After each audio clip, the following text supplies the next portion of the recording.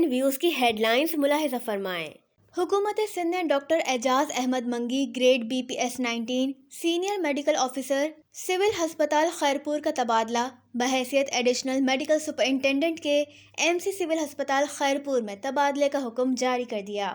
Screen पर अक्स मुलाहिज़ा करें। तिब्बी माहिरीन ने इंकशाफ किया है कि स्मार्टफोन जिंदगियों पर मनफी असरात मुरतब करने लगे, नौजवान मुख्तलिफ बीमारियों का शिकार। लाइव डिजिटल न्यूज़ में ख़त्म कुरान मजीद की नमाज तरावी की तकरीब अल्लामा कारी फयाज हुसैन नक्शबंदी ने खिताब करते हुए कहा कि कुरान मजीद नूर हिदायत और दुनियावी व उखरवी कामयाबी की ज़मानत है।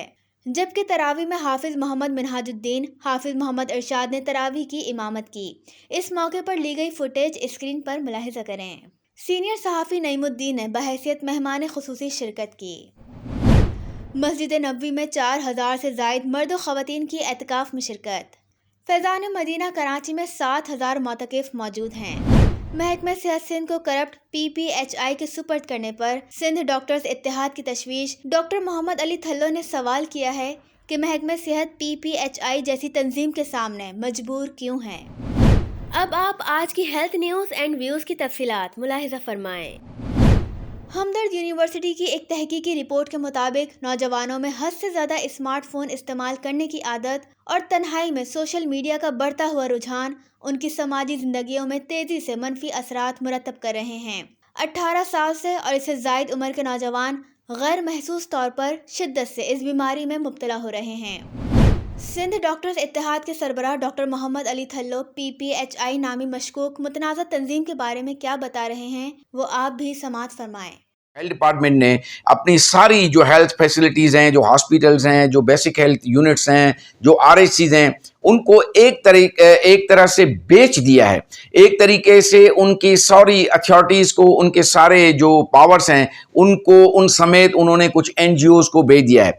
और वो भी ऐसी NGOs जो कि खरबों अरबों रुपए की जो करप्शन है उसमें इन्वॉल्व हैं। आज हम बात करेंगे PPHI की। ये जो खबरें जो मीडिया पे चल रही हैं जिसपे PPHI पे बहुत सारे इल्ज़ामात हैं, और अब हद ये हो गई है कि PPHI जो है वो एक डोमिनेंट गवर्नमेंट के ऊपर एक डोमिनेंट जो है वो एक नॉन गवर्नमेंट जो है ऑर्गेनाइजेशन हो चुकी है। और जो हमारी हेल्थ मिनिस्ट्री है, जो हमारी हेल्थ डिपार्टमेंट है, वो इस NGO के लिए इतना बेताब और इतनी उसके पास इसकी इंपॉर्टेंस क्यों है, ये खुद एक सवाल है। मैं आपको एक मिसाल कोट करना चाहूंगा कि एक 19 ग्रेड का अफसर जो है मेडिकल सुपरिंटेंडेंट एक अस्पताल का, जहां पर ये NGO वाले बगैर किसी अथॉरिटी के, बगैर किसी इंफॉर्मेशन और लेटर के पहुंचे, और जब MS साहब ने उनसे कहा कि भाई आप यहां पर आ गए हैं, लेकिन मुझे आप ये तो ज़रूर बता दें कि किस जो है वो कानून या लेटर के तहत आप यहां पर पहुंचे हैं, तो वहां का सिर्फ एक मामूली जो उनका ओहदेदार था, उन्होंने एक शिकायत कर दी ऊपर अपना सेक्रेटरी सेहत को कि ये जो मेडिकल सुपरिटेंडेंट साहब हैं ये हमें तंग कर रहे हैं। और हमारी हेल्थ मिनिस्ट्री हिल गई और हमारे सेक्रेटरी साहब हिल गए, और एक ही दिन में उन जो मेडिकल सुपरिटेंडेंट साहब थे 19 ग्रेड का, उनका एक 16 ग्रेड की लेवल के अफसर के कहने पे बगैर उनसे पूछे, बगैर उनको तलब किए हुए कि क्या मसला है या क्या मैटर हुआ था, किस तरीके से आपने तंग किया है, उनका तबादला कर दिया गया।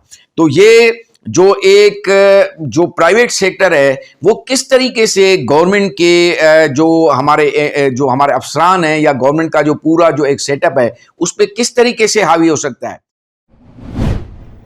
नजीब अहमद शहीद की बरसी की तकरीब से सूबाई वजीर सईद गनी, सूबाई मुशीर कानून मुर्तज़ा वहाब ने खिताब करते हुए कहा कि शहीद नजीब अहमद ने तुलबा की मजबूत आवाज़ बने और शहर कराची को अमन का गहवारा बनाने के लिए जाम शहादत नोश किया।